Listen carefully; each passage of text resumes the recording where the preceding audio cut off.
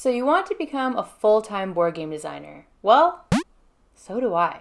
You might be surprised to learn that someone with 3 published games and another one coming out next year with some of the biggest board game companies in the world is still not able to do this full-time. I've had to have a day job the entire time I've been a board game designer. Now that's not to say that becoming a board game designer is impossible. But if you choose the path that I have, which is trying to become a full-time, independent, so freelance board game designer, it is very tough to do it full-time. I'm not trying to scare you off because there are some easier ways to become a full-time board game designer, which I will talk about. But if you want to be a freelance board game designer, it is definitely a lot of work with no guarantee you'll make any money at all. But it's not all doom and gloom. Let's go through 4 different ways that you can become a full-time board game designer from easiest to hardest, in my opinion. Number 1, work as an in-house designer with a publisher. This is definitely the easiest way to actually be able to support yourself and, pay your bills, because you'll have a yearly salary and benefits and all that good stuff that comes with being the employee of a company. If you don't have much experience as a board game designer yet, you could apply for an entry-level job in any of the departments within a board game company just to get your foot in the door, and then possibly eventually transition into the game design department. The Tabletop Game Jobs Facebook group is a fantastic resource to find jobs within the industry. These jobs are also listed on the Gameosity website. I'll link to both of those in the description of the video. If you want to apply for game design jobs within companies, it is good to get experience with generating ideas, prototyping, playtesting, and pitching your games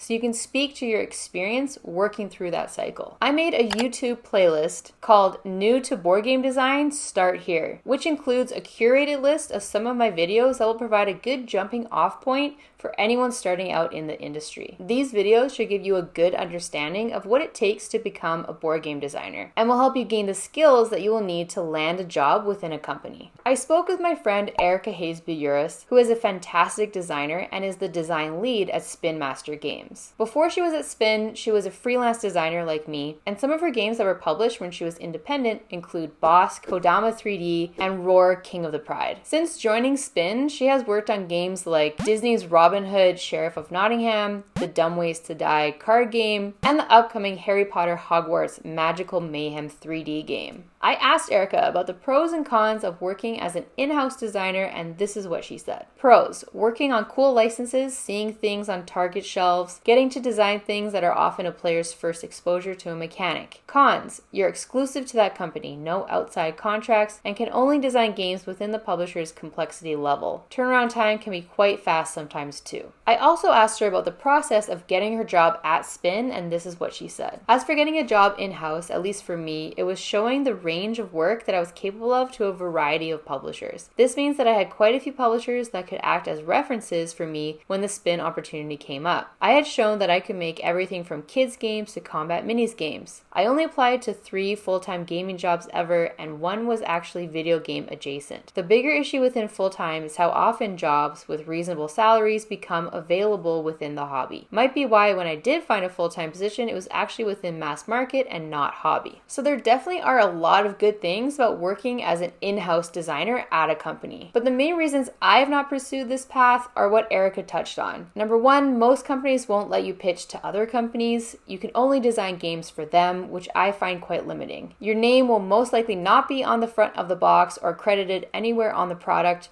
since you made the game as a company employee and did not license the game to them as an independent inventor. Number 3, the types of games you can make are limited to only what the company wants, which I also find very limiting. And number 4, while you may make a yearly salary, there is the possibility of making substantially more as an independent designer. If you can create a huge hit that sells millions of copies, you could make significantly more than if you were a salaried employee. Designing a game that sells many copies, though, is incredibly difficult and also depends a lot on the marketing efforts behind a game. So it all depends on your priorities and what is important to you. This might change for me in the future too. I could possibly make the jump like Erica did to work as an in-house designer at a company. But for right now, I am focusing on the next way to become a full-time designer, which is having multiple revenue streams related to board game design. This is the path that I'm currently exploring, since I can't live off of my royalties and advances alone. I'm trying to expand my board game design business, Pam Wall's Game Design Incorporated, with multiple revenue streams so that I don't have to get another day job. If you want to pursue this path as well, here are some possible revenue streams to explore. First, there are, of course, royalties you gain from your published games, which are usually sent out every quarter. I'll talk more about royalties later in the video. And then you have the money you can make from advances, which I'll also talk about later. You could start a blog talking about board game design or board game reviews,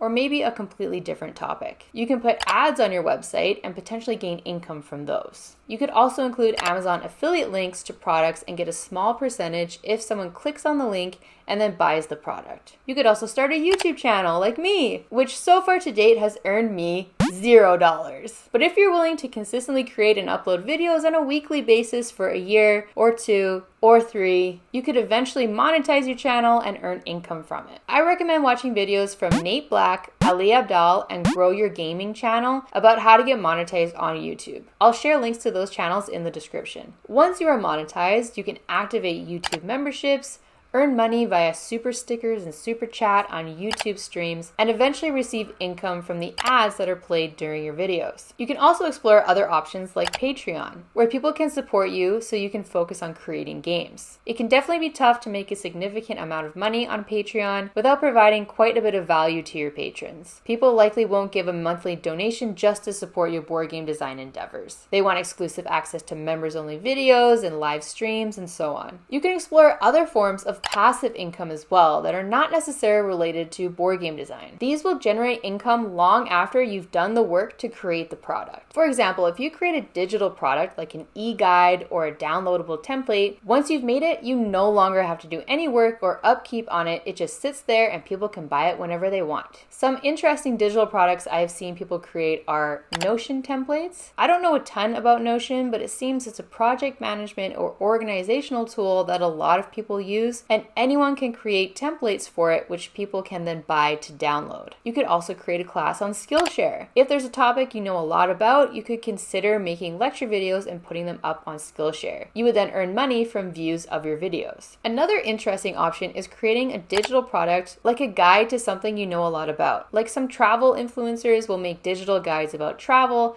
that people can download. There are also things like cross-stitching templates and sewing patterns. There are quite a few possibilities for different digital products you could create. And those are just a few examples of different revenue streams that you could generate. I will say it is tough to earn enough income to support yourself full-time, but if you have the entrepreneurial spirit like I do, then you will greatly enjoy the process, and with consistency, it should pay off. Moving on to number 3, becoming financially independent. Financial independence is a concept I recently learned about, and I think it should be taught in all schools, and it is truly a shame that it isn't. Financial independence means that if you have a certain amount of money invested, you can then live off of the interest that is generated from those investments. If you're able to live off of your investments, you can then spend your time however you want. You can create board games, you can go to board game conventions, you can travel. You can spend your time however you want because you won't have the burden of having to earn a certain amount of money each month. The amount of money you will need to have invested will depend on your situation, and I would recommend speaking with an independent financial advisor, not a financial advisor at your bank or an investment firm, as they have their own interests in getting you to invest in certain products that they will earn a commission from. They will also charge high fees to manage your investment portfolio when all you need to do is invest in what are called ETFs or exchange traded funds. An ETF is a group of investments, and you can invest in an ETF that tracks the top businesses in the world, like the S&P 500. And then just let it sit and do its thing. You don't need to be buying and selling and trading with the hopes of outperforming the market. Now, I am not a financial advisor, so I would encourage you to speak with an impartial financial advisor to learn more about these concepts and figure out what works for you if this is something you are interested in. I'll link to a spreadsheet of independent financial advisors, also called fee-only advisors, in the description of the video, although it is only for Canadian residents. But if you Google fee-only advisors, I'm sure you'll find some in your area. It can obviously be a lot of work and take years to achieve this, but it is more possible than you might think. Definitely listen to the Choose FI podcast or read their book if this is something that interests you. I'll link to both of those in the description. And coming in at number 4 is make enough money from royalties and advances alone. You will notice that I put this option after becoming financially independent. That is how difficult it is to achieve this. And honestly, it's kind of messed up that that's the case. Independent board game designers work very hard for very little pay, if anything at all. And I do hope that this changes. Increasing the royalty percentage, providing escalating royalties, meaning the royalty percentage would increase if a certain number of games are sold, providing larger advances, paying designers for any work they continue to do on the game after it's been signed, are all welcome changes, in my opinion. It truly shouldn't be this difficult to earn an income you can live off of, considering how much work is put into creating these games that generate a significant amount of money for the companies that license them. So if you want to be an independent board game designer who earns enough money from royalties and advances alone, here's what you need to do. Have 1 to 3 games release each year, sign multiple new games each year, and design an evergreen game that will sell year after year after year. If you can do those 3 things, you will likely be able to earn enough money to support yourself. A quick note about royalties and advances. So the way designers get paid for their games is that companies will offer them an advance when they sign their game. And when I say sign a game, I mean the company is licensing the game from you. If the contract is terminated, you will get the rights back to your game. So you're not selling your game idea to the company, you're licensing it to them. So a company will offer an advance usually between $1,000 to $5,000, and some companies might not be able to offer an advance at all. These are usually small publishers who can't afford to pay that money up front. For me, this is a deal breaker. I require all of my contracts to include a cash advance. So you'll get that advance, and then it will take usually 1 to 2 years before the game is released on the market. At that time, the publisher will sell the game to distributors at the wholesale price, which is usually 40% less than the retail price. And the wholesale price is the price you will earn royalties from. So let's say the publisher sells your game at the wholesale price of $10, and then the retailer sells it at $25. And let's say your royalty percentage is 5%. You would make 50 cents for each game that is sold. So 5% of $10. Now, remember that advance you were paid? Well, any royalties you earn will count towards that advance until the entire amount has been recouped. And then any royalties you earn beyond the advance you were already paid will be paid to you, usually quarterly. One of the reasons providing a cash advance is a non-negotiable for me is that even if the game doesn't sell enough copies to recoup the advance, you still get to keep the advance. I like this because the game selling not enough copies could be due to lack of marketing or issues on the publisher's end, so being provided in advance at least guarantees a minimum amount of income for the work you've put into the game. And now that we've reached the end of my list, you might be wondering why I didn't include self-publishing your own games. And for those of you who might not know, self-publishing means designing a game and then also running a crowdfunding campaign, usually a Kickstarter, to earn enough money to fund the manufacturing, shipping, and distribution of the game. So you're doing the work of the independent designer and the publisher. Well, to be honest, I didn't include this in the list because I personally don't think it is a viable option. It is a lot of work, and you need to sell many copies to make any profit at all. But seeing as I haven't run a crowdfunding campaign myself, I asked my friend and board game designer Stephanie Kwok, who has run 4 successful Kickstarter campaigns, about the pros and cons of publishing your own games. On the surface, saying that you publish a board game sounds pretty awesome, but self-publishing is way more work than you'd ever expect. There's a crazy amount of logistics behind the scenes that no one talks about. You have to learn about crowdfunding, pre-marketing, manufacturing, freight shipping, fulfillment hubs, retail, mass market, consolidation, distribution. The list is never ending. I've crowdfunded and released 3 games. My 4th Kickstarter just ended, and I've been navigating this industry for about 6 years.